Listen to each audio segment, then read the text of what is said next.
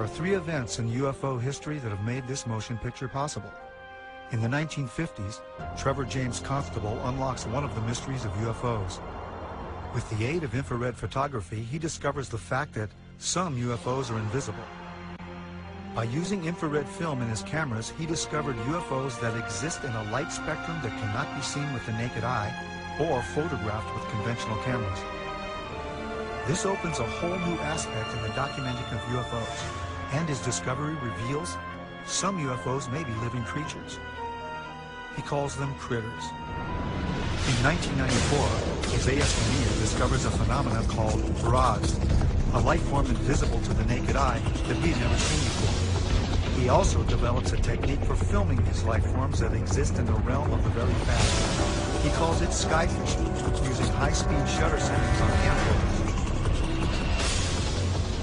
In 1995, NASA stops airing live broadcasts from shuttle missions after UFO footage has been made public, creating a controversy about how much NASA really knows about their existence. Looks like you got an object right in front of you, Mark. Are you looking out there? I'm not sure what you're talking about. Never mind.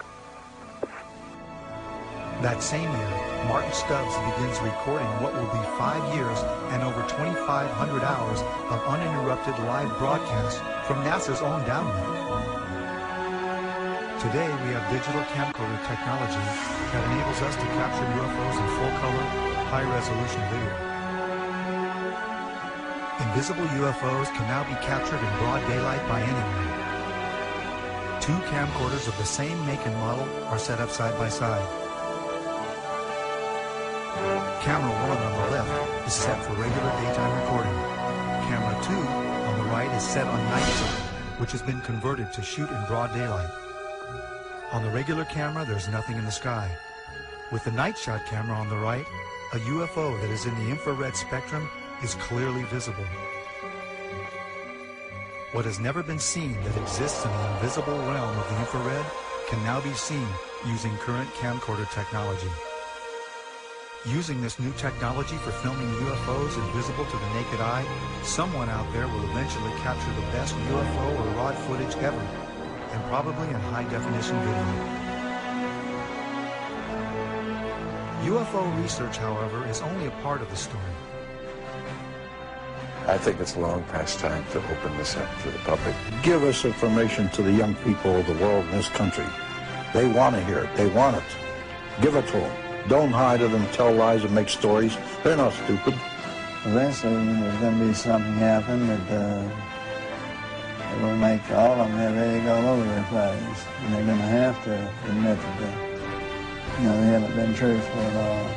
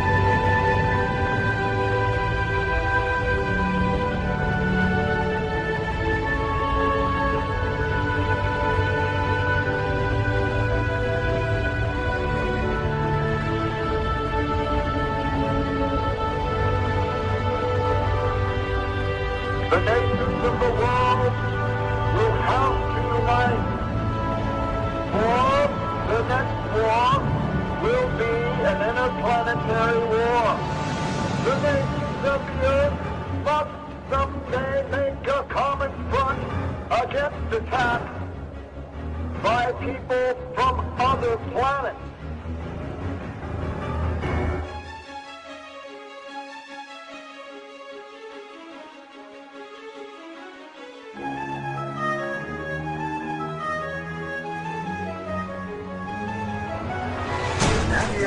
guns went into action against unidentified aircraft in the Los Angeles area, ordered by the 4th Interceptor Command at 2:25 a.m.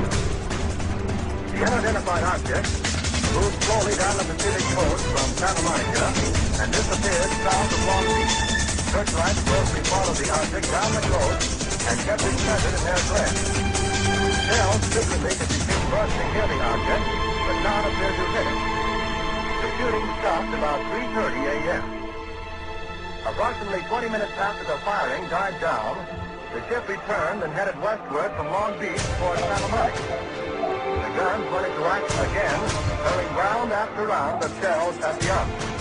The second barrage appeared to be closer to downtown Los Angeles, since watchers could hear the concussion of the guns more clearly, and the flash of bursting shells was brighter.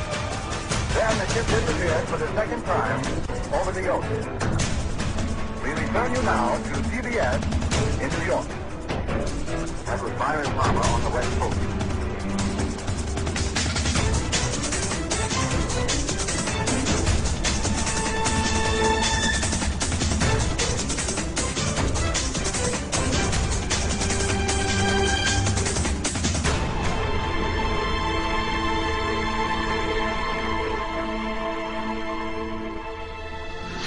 The Battle of LA was the first time that our military actually fired upon a UFO. The next day, the military told the press it was nothing but a weather balloon. Another report was that they fired at nothing due to war nerves. The Army was not too pleased with these reports. If they could not bring down a weather balloon with almost 1,500 rounds fired and direct hits, then what would they be able to do firing at real enemy targets? This was the first time official denial was put into motion regarding UFOs. This was 1942, only a few months after Pearl Harbor. Our distinguished guest for this evening is Dr. Willie Led. Well, now, is our own government, our own Defense Department, taking the flying saucer reports seriously? They have to. After all, the Air Force, which is the one which is investigating, is charged with the defense of our skies. So if there is anything in the skies which they don't know and cannot account for, it makes them understandably uneasy. Major Donald E. Kehoe, a retired Marine Corps officer, insisted that the Air Force knew more than it was telling.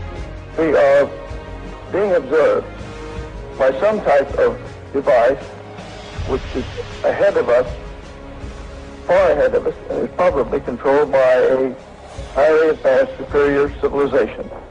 It has reached the point where many people in the Air Force have the same conclusion. In fact, the Air Force at one time had a top-secret estimate that these things were interplanetary spaceships. Right now, if you report having seen a flying saucer, you open yourself up to ridicule too, which is something which is deplored by the Air Force. In other words, members of our audience who might, for one reason or another, see a flying saucer can make the reports to the Air Force and be rendering a service now, and not invite ridicule. Yeah. Instead of being a subject for ridicule and a big joke, actually is a serious matter which could affect the lives of all of us. Actually, most people who report a UFO sighting are patriotic citizens who have been mystified by something that they've seen, and through a patriotic sense, report it to the local law enforcement officials or to the United States Air Force base near them. The first reports were brought in by quiet and sober citizens, like Frank Manor. I looked north of me, and there looked like a fallen star. The air was red and kind of coming down, and on about a 45. And so then I watched it, and I was going to see if it landed, and then maybe go down and see what it was. And when it got to the top of the trees, it stopped, and a blue and a white light come on. And I looked at it, and I thought I was seeing things. Frank Manor's UFO remained over his swamp for more than 4 hours. His children saw it, his in-laws saw it, residents of the area saw it. I saw it looked to be shaped like a pie. I could see the front of it, and I just saw the round front, and I could see the lights on either side. I just wanted to stay there and keep my eyes glued to it.